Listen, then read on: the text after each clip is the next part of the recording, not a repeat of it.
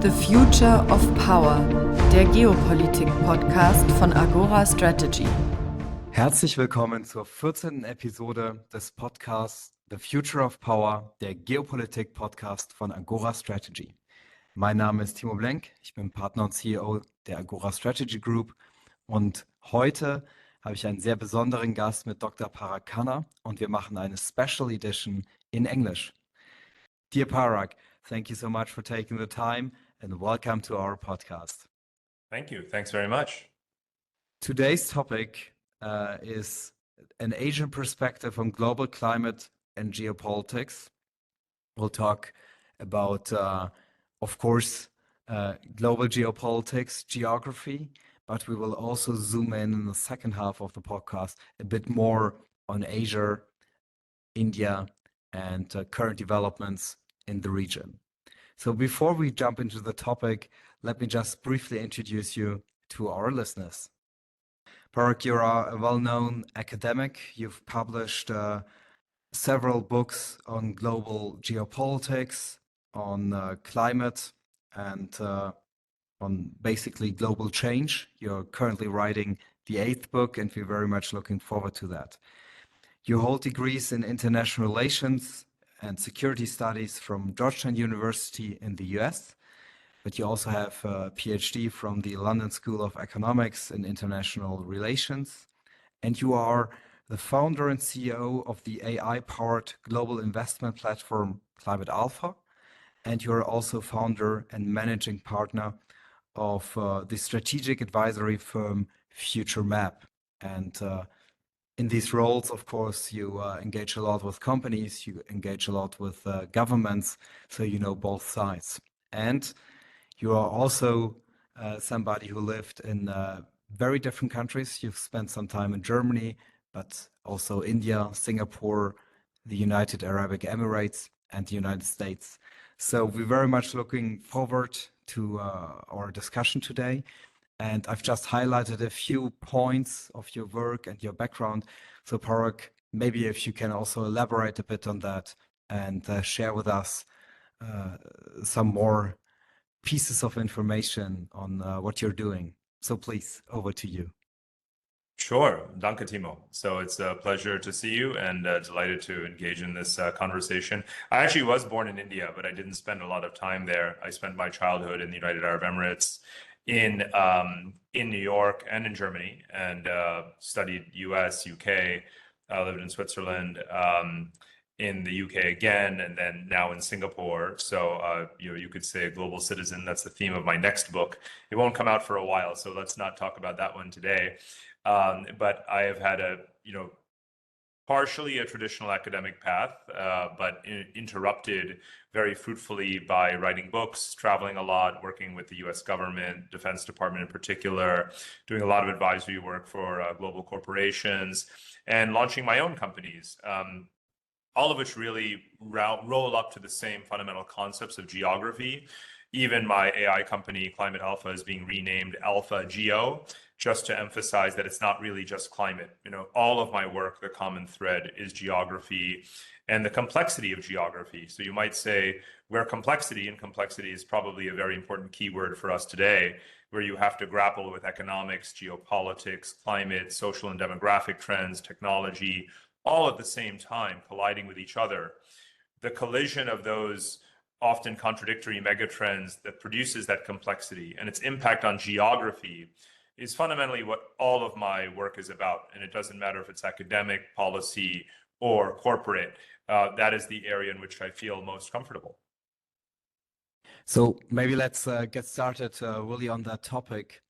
When you look at the current geography of the world, and we also look on mega trends like demography, of course, but mostly climate change. In your assessment, who will really be the countries profiting maybe, and which regions or also countries will be in trouble? So how's your view, of course, on that also with an outside perspective on the US and most particularly also Germany and Europe? Mhm.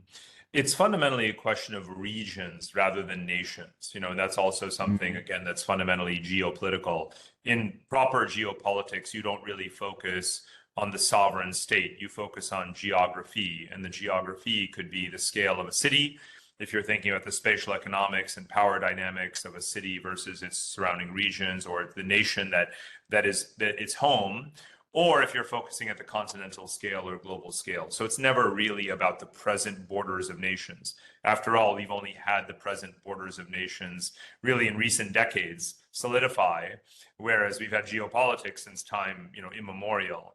In terms of the mega trends that I've added on to the traditional geopolitical logic of competition when it comes to either the geographical size, the resource potential and endowments, the military factors, the demographic cohesion, the economic foundations and industrial base, all of those things are very typical in geopolitical calculus. There are two things that we have to bring either new or back into the picture, and those have been central to my recent work and to answering your question. And they are exactly, as you said, demographics and climate. Now, on demographics, the key insight is that the world population is beginning to plateau. We are reaching peak humanity, as scholars began to call it already 15, 20 years ago, as they forecast that the world population would not be 15 billion, but more like 13 billion, 12 billion, 11 billion, 10 billion. In fact, now, especially after COVID, because COVID was such a crash in fertility, we now estimate that the world population will not even reach 10 billion people, perhaps not even that close to 10 billion people. So we already are living in a world where the largest maximum number of human beings that will ever be alive at the same time, we've almost arrived at that point. And of course, in many countries, particularly in the OECD countries, North America, Europe, and East Asia, that number is already declining, if not for immigration, given high mortality and low fertility and so forth. So if you take all of that together, suddenly demographics comes back into geopolitics, because as the geopolitical scholars of the 19th century knew, population base and population momentum, energy, is a key factor in geopolitical strength. The way I would frame it in the 21st century is that collecting people is collecting power. Because gone are the days, and this was particularly in the 20th century and maybe the 19th century, where you could presume that because the world population was growing, every generation would be larger than the one before it. And if a nation was losing people to emigration, it would still give rise to a larger population nonetheless. That is no longer true. When people leave Italy today or Russia today, that is a zero-sum picture. The population is materially declining. The integer is going down in value. And so you have a situation where one country's loss is another country's gain. Demographics is literally becoming zero-sum, and it is better to be a country that has people than not to have people. And you only appreciate that when you are losing people. And of course, we're in a situation where some of the countries that are gaining people don't necessarily want all those people. And Germany is a case in point if you think about cultural assimilation issues, America as well. But big picture, better to be collecting people than not collecting people when the world population plateaus. And that is something that really no one alive today has any personal experience with. No one alive today has ever spoken to a human being who was alive at a time when the world population was not going like this. And therefore, to suddenly be in a world where the world population is stagnating and will soon decline is really uncharted territory, but it is intensely geopolitical. And just quickly on climate change, of course, this is happening at the same time. And climate change has global consequences, global effects, but very, very uneven and at different time scales. Generally speaking, climate change is going to affect the South or the Southern Hemisphere or the continents of Africa and South America in a much more pernicious way than the Northern Hemisphere. Now, most of the world population does live in the Northern Hemisphere. The Eurasian mega continent and the North American continent. Africa has more people than North America, but it is geographically, geologically more circumscribed. So I am looking at the ways in which the demographic imbalances in the world, combined with the political environment in terms of proximity, politically, migration friendliness, and climate as a driver of migration will come together. And I'm making forecasts within and across the regions of the world to predict which regions and which countries are most likely to collect the most new residents, desirable or not, in the future, and whether or not they harness them will play into whether or not those countries increase or decrease in power in the future. So that's just a big picture way of looking at how demographics and climate come into geopolitics in the future, but there's of course a lot more to say. So thank you very much for this big picture. So following up on this line of thoughts and this line of understanding of the current developments, my takeaway is that first, the basic assumption, the world population is growing, and but resources of the continent of the world are limited, is not going to hold for much longer. And in this regard, do you see a stronger mobility movement from the southern hemisphere to the northern hemisphere, or in your assessment will just the balances change, and regions like the European Union, if they don't adapt quickly enough regarding migration, are going to fail as a global power or lose influence at least? We can clearly see the thrust in terms of south to north migration as a major vector. And that's not only between continents such as South America to North America, but also Africa to Europe. We can also see it within particular continental landmasses. You can see the movement of Asians within Asia, Asians to Europe as well. Europe is no doubt a growing collection point, you might say, for migrations and for vectors that we've really never experienced before in world history. This volume and scale and speed and intensity of Arab populations, African populations, and Central and South and East Asian populations into Europe is really quite remarkable. And of course, Europe is having a hard time in integrating those populations. It doesn't have the Anglo-American history of mass assimilation over the 19th and 20th centuries. And yet, if you compare to just 20 or 30 years ago, some European countries, such as Germany in particular, are doing a better job of it than one would have thought. I think everyone my age will remember the famous phrase, I think it was a German politician, Jürgen Rutger, or Norbert, who said Kinder statt Inde, right? And so one of the things I looked at in my recent research was, well, wie viele Kinder gibt es in der Tat eigentlich in Deutschland, right? So I was like, oh my goodness, we're a couple of years away from there being more ethnic Indian residents of Germany than children born to ethnic Germans in Germany. And so in a way, it failed, right? There's more Inder than Kinder soon enough. So of course, in the fastest growing fertility rates are among migrant populations. And yet, despite the AfD party and so forth, you still have a fundamental stability in the German polity over this issue. Significant reforms, of course, in the citizenship laws and these kinds of things that have been happening in Germany. So I do think that this phenomenon of die neuen Deutschen, is playing out in a generally acceptable, and progressive way. And I think that other countries can learn from that, even though it's uncharted territory and it's very difficult. And again, those of us who were teenagers in Germany in the 1990s can remember that there were parties that were much more troublesome than the AfD is from a ideological standpoint. There was the NPD, for example, in the 90s that I remember from, prancing around East Berlin. There were actually areas I was afraid to go. I wouldn't say that today about the AfD. I wouldn't be afraid to talk to or confront, a politician from the AfD. So getting into a bit of detail there, but I think overall, the most important thing to remember is there is politics and the rhetoric of leaders who may be xenophobic, racist, nationalist, anti-immigrant. And then there's the empirical reality of the numbers. And to be very, very clear, whether it is Le Pen, whether it is Geert Wilders, whether it is Giorgia Meloni, whether it is the AfD, it does not matter.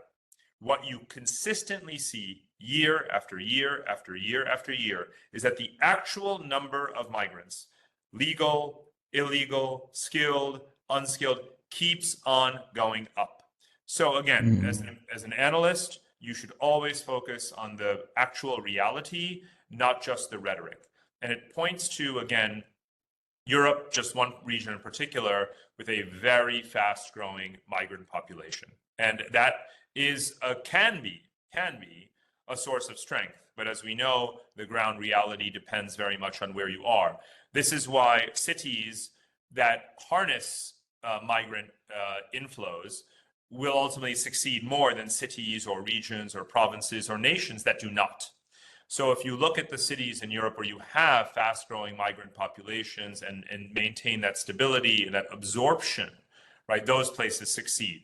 That could be Berlin, that could be entire countries like Switzerland, which are, of course, very, very selective about which migrants can come in, or it can be cities like Milan versus regions like southern Italy, right? So you see these spatial dynamic shifting, and that too is fundamentally geopolitics as well, because we are entering a world in which you have devolution, growing fragmentation, and these tendencies where the political units that matter in terms of those that have the most authority are not necessarily just the sovereign nation states as we define them today. When we look on the government side of that, so in terms of, for example, path dependencies in the US and the German democracy, you often have established rules, procedures, and it's hard sometimes for policymakers to break out of these path dependencies and adapt to actually a changing world.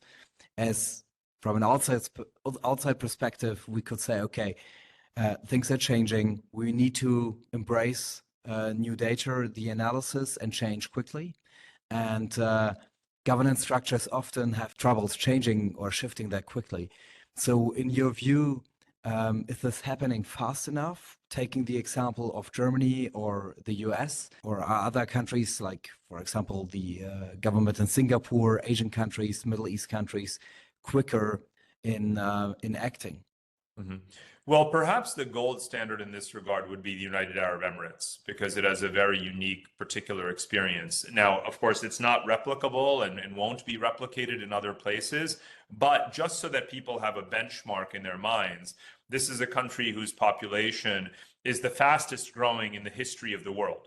So no country ever has grown from 200,000 people at independence 50 years ago in the early 1970s to 12 million people today. So that's a 60-fold increase in its own population. Of course, the indigenous Emirati population is less than 10%. So this is the most nationally diluted country that has ever existed. And yet, of course, owing to the fact that it is a monarchy, and is effectively acts very much as a transnational, interregional, commercial agglomeration of merchants from everywhere. It has devised a strategy to harness this potential, this manpower in a way, this labor force, to serve its national interests as defined by building demographic connectivity with the rest of the world.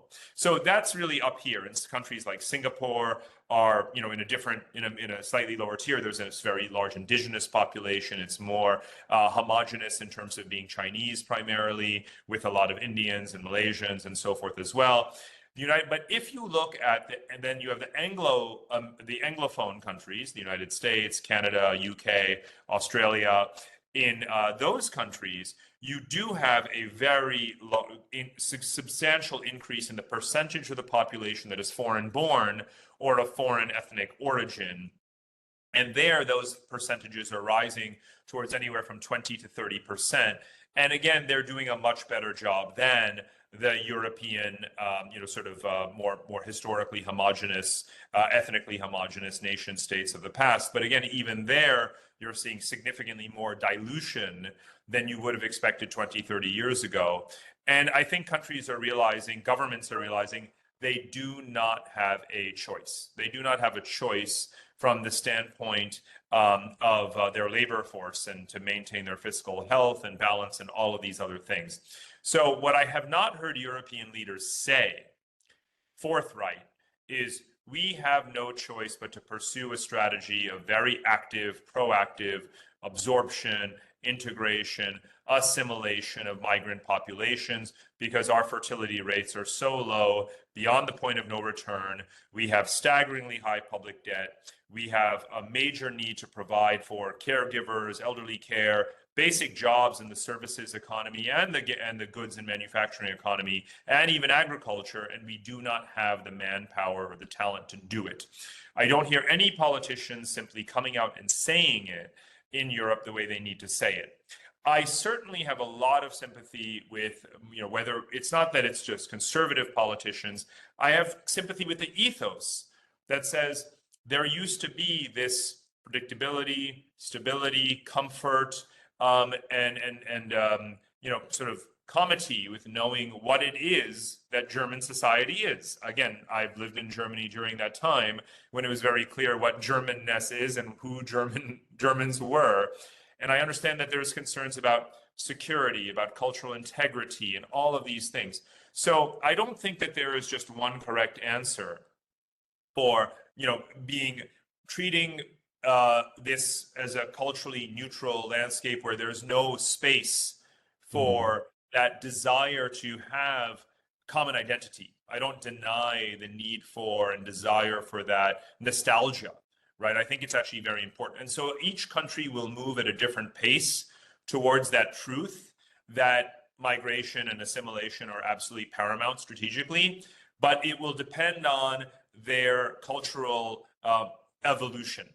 And again, I applaud Germany for just being more culturally evolved. And that's based on a certain cultural confidence. It takes a confidence to say, we can let them in and die neuen Deutschen will become more like Germanness, than taking or hijacking the national identity.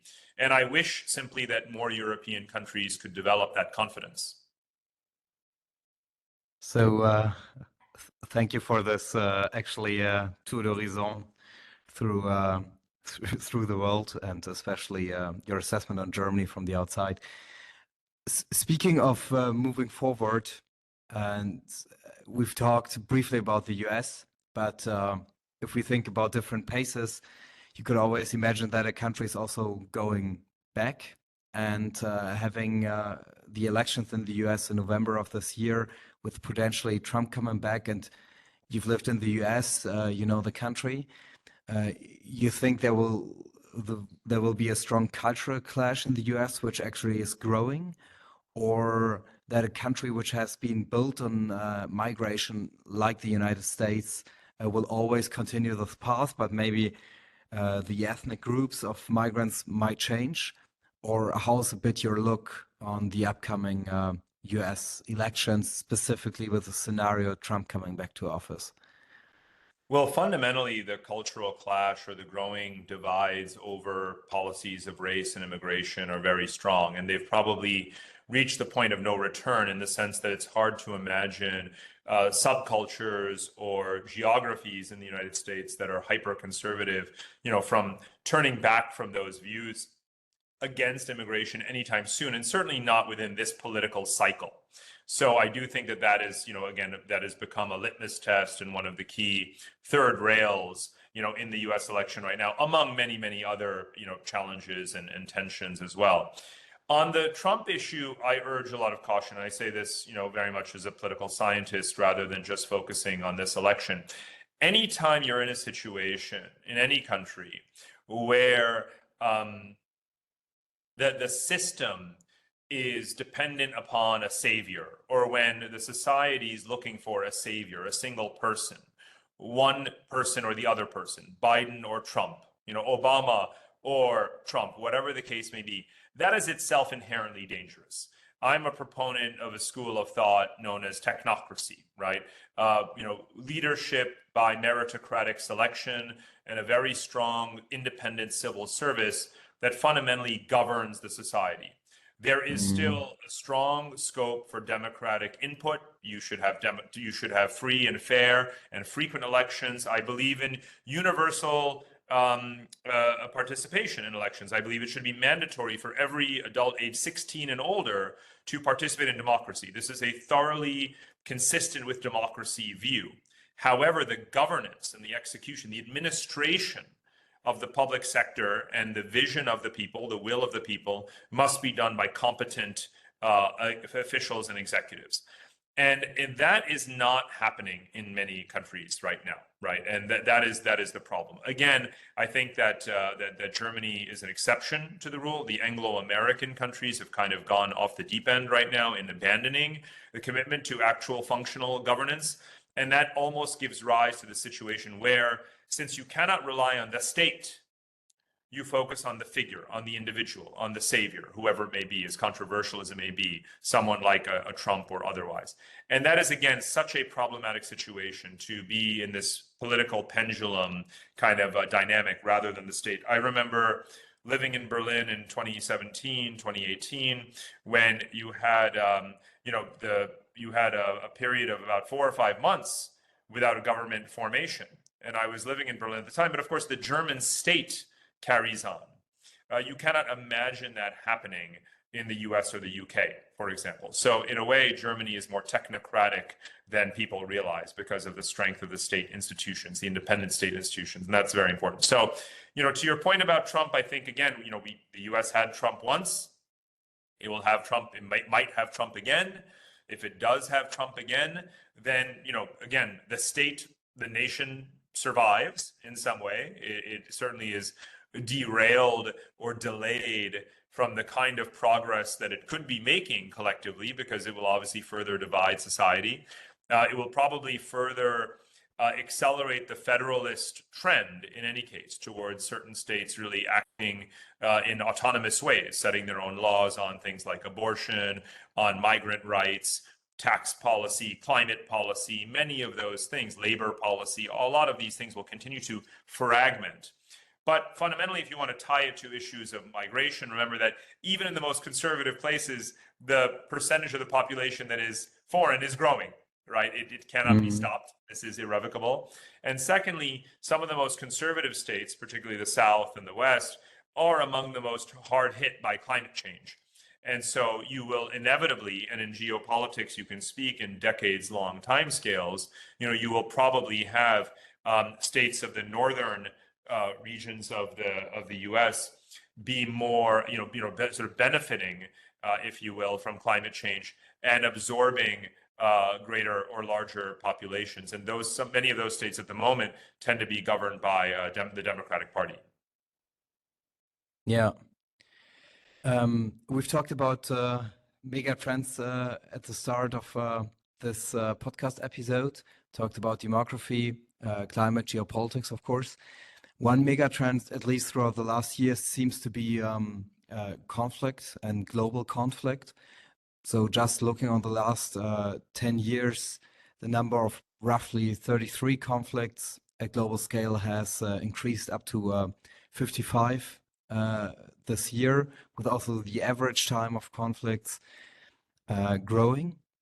So if we have these developments with, for example, Trump coming back to office and more radical parties, be it in Europe from the far right or in the US, the conservatives, coming to power, do you see this conflict trend continuing and actually becoming at a certain point very uncalculable or very hard to predict in terms of what is happening, where is something happening? Do we have an explosive mix sometimes in the US towards other global powers?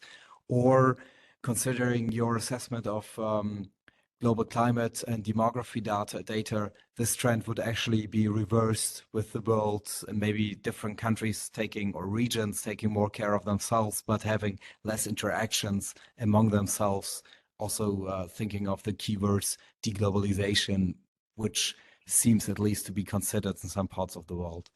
So how's your take a bit on that? I do certainly see a trend towards regionalism, and this is something that I've not necessarily been a proponent of, though I am to some degree, but that I've been analyzing for about 20 years, and I've always felt that in international relations, we do focus too much on the level of the nation state and too little on the level of the region. But now the data is very clear that North American countries trade more with each other than they do with China. For example, they each have each other as the largest trading partner. Europe, that was always the case, in recent decades. Asian countries too, that's been true for about 10 or 15 years. So clearly the three pillars of the world economy, North America, Europe, and Asia, are increasingly intense in their systemic intra-system dynamics. And that's clearly a geopolitical megatrend. And I don't think that will be reversed, not least as a result of either cost pressures, geopolitical pressures, mistrust, automation of labor. Many, many factors are driving that. That said, I do not believe in deglobalization because the total volume of trade is still rising. Global capital flows are very high. Global migration is high. Global digital connectivity and the services trade are very high and growing significantly, and so on and so forth. So the volumes of inter-regional flows across all categories of flows, goods, technology, people, talent, labor, whatever the case may be, digital finance, are all extraordinarily high. So to speak of deglobalization is really a really misleading myth.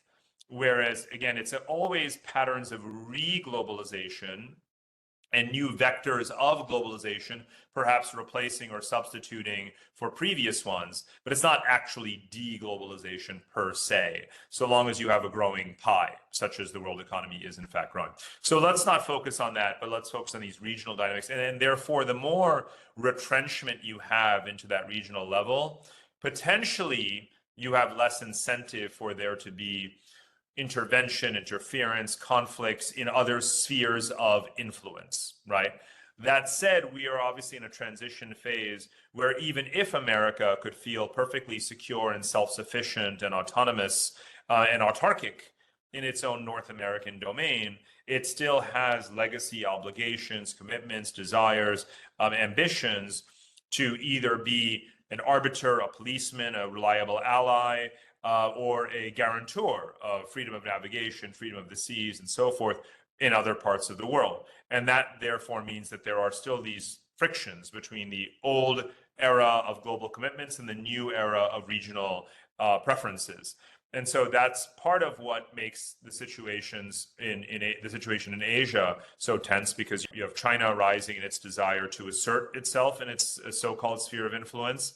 I do think, though, that you can have an equilibrium, and an equilibrium is really one of the most important concepts in geopolitics, right? It could be a unipolar order and a stability that is maintained during a unipolar system, or you can have a multipolar, multi-regional, multi-civilizational order of distributed power and have something of a dynamic equilibrium among them, right? That can be stable, it can even be peaceful. I think we want to have our eye on that, right? That is my aspiration. It's what I devote maybe my normative, geopolitical work to arguing for, is a division of labor, what I call a global strategy, not just grand strategy. Every superpower has a grand strategy. A global strategy would be a common denominator among those grand strategies where they agree in principle and in practice that they want to work together on areas like stabilizing conflict zones, confronting climate change, managing migration, keeping global trade open to a certain degree, and so on and so on. So to me, there is a global strategic agenda, even amidst strategic rivalry. You already mentioned Asia Pacific region and most likely the South China Sea. There we really see this global power competition, at least between the US and China. And you're much closer to the region than we are. If you just zoom in a bit on the South China Sea and give us a bit, as a political scientist, your perspective on what is actually happening there, what are actually current ways of strategic rivalry. We always look, of course, on the US and China, but there are also other powers in the regions, like, for example, Japan. The Philippines had several clashes with their navy, with Chinese vessels. So it seems a bit from the outside, a bit like an explosive mix, at least somehow. And China, of course, is gaining global influence and wants to take their key place as a global power. So does it come in a more balanced way, or you really see that this is something we should, to use your words, keep our eye on to know what's going on?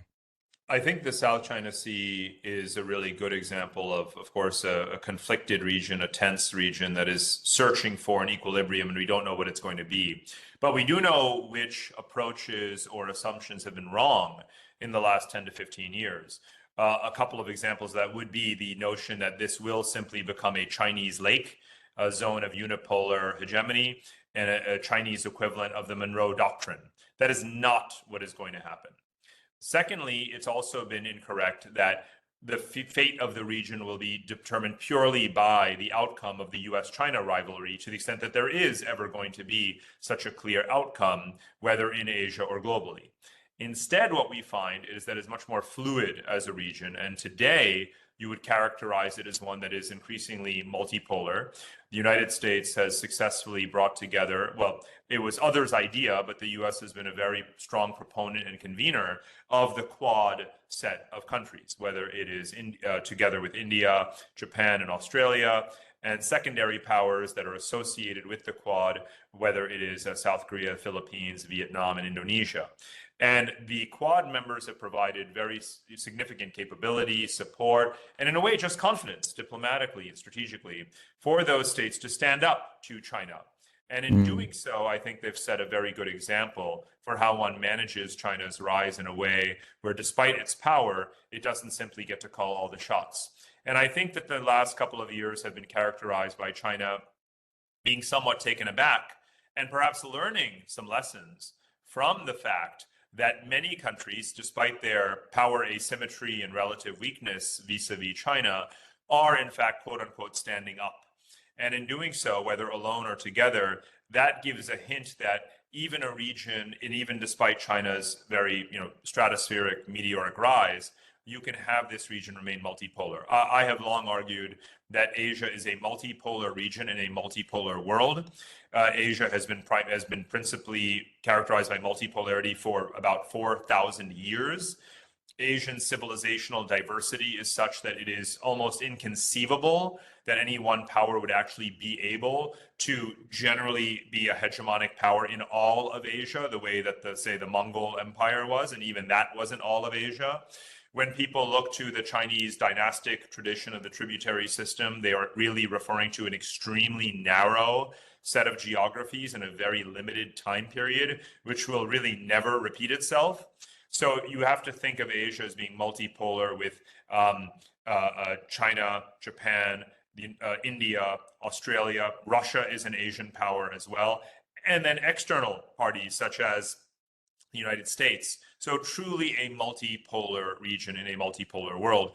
And my firmest belief in the context of also, being an advocate for global equilibrium is that Asia maintain that multipolar equilibrium that has characterized the vast majority of its history. So it is very well known and appreciated and generally accepted by Asians that there are limits to the extent to which they can genuinely dominate over others. And I feel that Asians inherently understand this. And therefore, from a theoretical standpoint, the application of Western models of polarity and global dynamics onto the Asian geography is really misapplication, of theory. And it really has led many scholars astray over the last 25, 30 years as they've been looking at models for the geopolitical dynamics of post-Cold War Asia.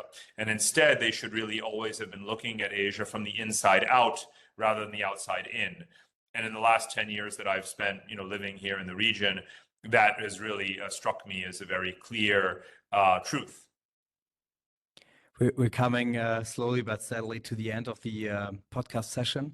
Just 2 points towards the end. The first one, as you were also born in India, and India seems to be one of the rising stars at a global scale. What's your take currently on India, also subcontinent heavily impacted by climate change?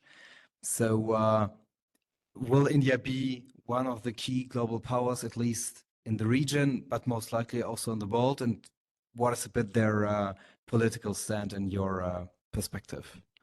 Well, India is, of course, growing very quickly. It's certainly the fastest growing, large economy in the world, but it still punches below its weight from a geostrategic standpoint, even as a nuclear power with large military. But that doesn't matter. Again, we shouldn't be measuring India in terms of its global power, but rather its influence in Asia, because Asia is the principal geopolitical theater. It doesn't really matter if India is influential in South America, does it? Right? It doesn't really matter. What matters much more is India's role in the greater Indian Ocean region, or what scholars and historians call Afro-Eurasia, right? The maritime and terrestrial domain linking Europe, East Asia, South Asia, Africa. And India, as the predominant power bestriding the Indian Ocean, is obviously a very, very key arbiter there. 20 years ago, US military officials wanted to project onto India a role as a continental military, terrestrial balancer in Eurasia to China. India has chosen not to play that role because it can't, because of the hostility with its neighbors, the geographical boundaries of the Himalayan mountain region. Instead, India invested very heavily in its navy, and we're clearly see that is paying off. The Indian Ocean is not going to be renamed the Southwestern Chinese Ocean anytime soon, really never. It is the Indian Ocean for very good reason. So I think in that sense, India is starting to, fulfill its geopolitical destiny in that Afro-Eurasian Indian Ocean maritime space, and doing so quite successfully. It's really attracting global supply chains and investment. But yes, among the major red flags, beyond, of course, the demographic demands of having to absorb such a fast-growing young population into the economy, are climate change.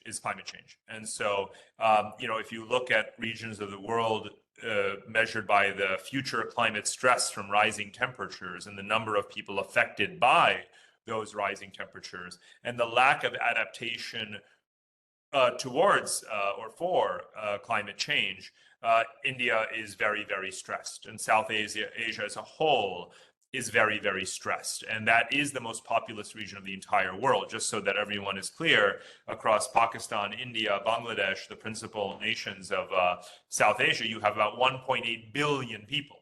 So this is by far the most populous region of the entire world, and it's also among the most climate stressed. So I do think that individually and collectively, a lot more will have to be done there around managing flooding, drought, sea level rise, hurricanes, and so forth. And that is not yet being done.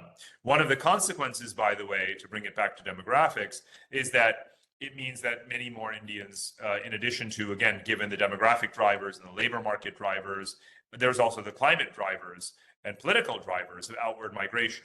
And India is the largest single source of immigrants in the entire world by this much, by a very, very wide margin. And that has been true for several years. I think it will be true for our entire lifetime. India will continue to export that many people or more. And therefore, what you're finding more and more is that Indians are preferred as migrants in many societies, because actually not just their geopolitical orientation or lack of a kind of threatening nature in Western societies, but also the fact that they can be Anglophone and have studied nursing or IT or other skills in which they're precisely those areas where you have deficits in Europe. So for many reasons, Indians are growing in population around the world. So the Indian diaspora is becoming something of a diplomatic and commercial force multiplier for India to help it achieve its geopolitical weight. All right. So we've jumped a bit around the globe. So Parag, the last question, we talked about your background as a global citizen. So if you're going to open up another company in 15 years and taking all data and developments into account, where would you open up your next company, and would you also be willing to live there in that country? Well, I get asked this question a lot in a different guise. People simply ask, "Where will you retire?" And I'm remarkably consistent in this answer. You will that not retire, I have no doubts. You will Right. always have something to do. No I worries. won't retire, but it's effectively the same question since I won't retire. And the answer has always been Berlin. It has always been Berlin. I've written it. I've said it. Ich bin Berliner. I'm going to always be Berliner. So I hope that your audience in particular feels reassured by that sentiment. And I think that, again, when you put all of the trends together, we started by talking about complexity. How do you determine winners and losers in a future where you have to balance and juggle geopolitics, demographics, economics, technology, climate, all at the same time? I came to the conclusion that the countries and cities that are absorbing young people will be the winners. Young people want to be there. Young people have options in the global geographical marketplace. And young people today are choosing Dubai, Berlin, Toronto, and Almaty, Kazakhstan, and Singapore, and so forth. So where you see young people congregating today, you can be very confident that those are the winning societies, whether it is the nation or the province or the city of the future. So I'm very pleased to see my Berlin, the city I've known since Die Wende, a place that is become such a cosmopolitan, melting pot, and really emerging as not just a national capital, but a global capital. Parag, thank you so much. My heart cries a bit because we're a Munich company and based in Munich, but Berlin is always very nice to spend some time. And the Agora Berlin team will be very happy to hear that, actually. So thank you so much for taking the time. Very much appreciated. Pleasure. And I hope we'll have a chance to continue that in a year to see where does scenario planning stand, where is your assessment in the future. And I also thank our listeners for tuning in. And the next episode, as always, will follow in a few weeks. Then again in German. Thank you so much.